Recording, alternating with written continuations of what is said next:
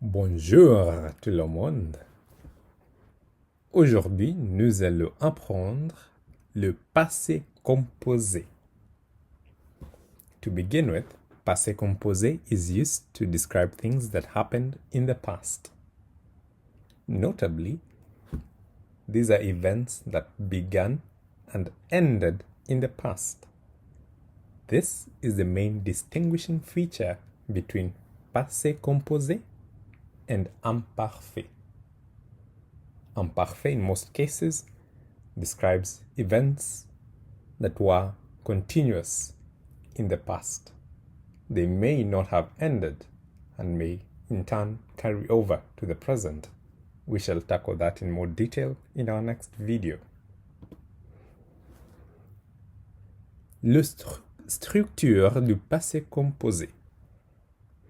Tout d'abord, le passé composé, on le forme par le verbe avoir ou être plus le participe passé du verbe. For example, we have some two sentences here. Tu as mangé. Vous êtes arrivé. Please ensure that you're familiar with how to conjugate avoir and être in the present tense.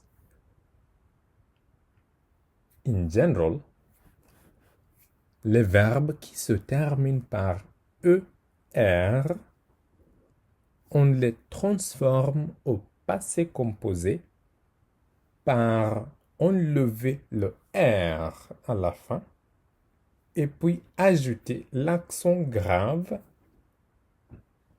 dans le E. Par exemple, aimer, ça devient aimer. Manger, ça devient manger. Arriver, arriver. Mais pour les verbes qui se terminent par IR, on enlève juste le R. Par exemple, sortir, ça devient sorti. Partir, parti.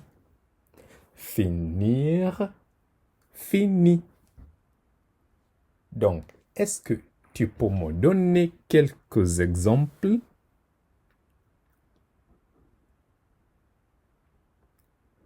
Donc, félicitations. Et pour les verbes qui se terminent par RE,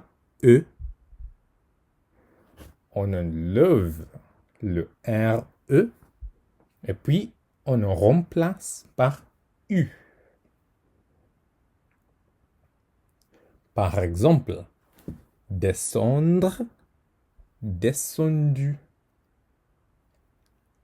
Entendre, entendu, etc. Mais attention, il y a les exceptions. Par exemple, être, été, pas es-tu.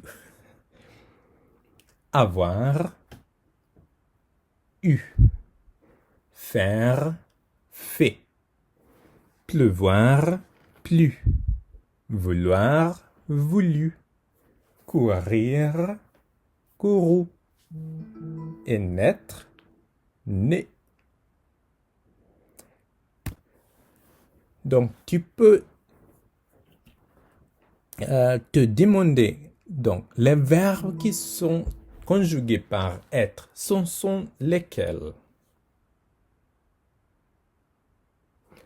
Surtout, ils sont les verbes de mouvement ou les verbes réflexifs. What do I mean by reflexive verbs? These are verbs that in their present tense, in their present unconjugated form, are se. They begin with se.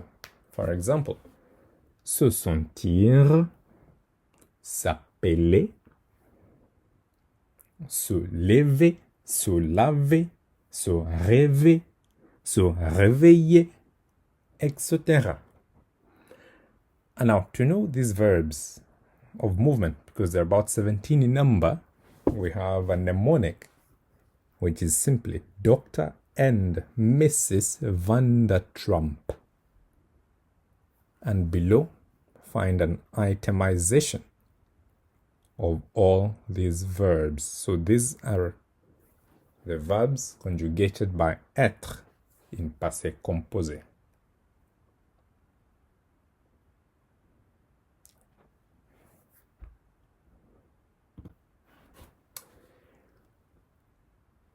Laissez-nous regarder quelques exemples des phrases. Par avoir d'un côté et à l'autre côté, ce sont les verbes conjugués par être.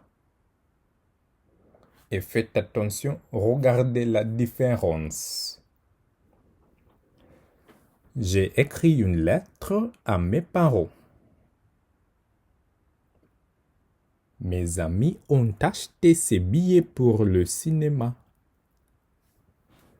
Nous avons mangé du poulet chez lui. Avez-vous conduit la voiture au Canada? Tu as pris le dernier morceau du gâteau. À l'autre côté, pour être, tu es sorti sans dire au revoir à tout le monde. Ma sœur est née il y a 2 ans. Mon père est arrivé en retard à la fête. Ruth et Léa sont devenus les meilleurs dans la compétition. Elle s'est retournée à la maison trop tôt parce qu'elle avait mal. Notice the subject-verb agreement when conjugating the verbs using être. For example, ma sœur, féminin, est née, on ajoute un autre E. OK? Ruth et Léa sont devenues. On ajoute le E parce qu'elles sont féminins. Et puis on ajoute le S parce que c'est au pluriel. Donc c'est ça ce qu'on appelle le subject-verb agreement. Mais c'est seulement quand on conjugue avec être. Compris les étudiants? Donc, avant de finir, je vous donne plusieurs exemples de verbes irréguliers avec leur participe passé. Essayez de les garder à l'esprit, ou bien pour mémoriser. Prenez votre temps et les lisez à haute voix.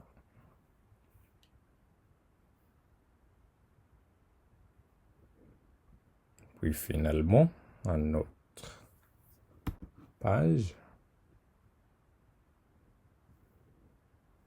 Oui, plusieurs verbes irréguliers.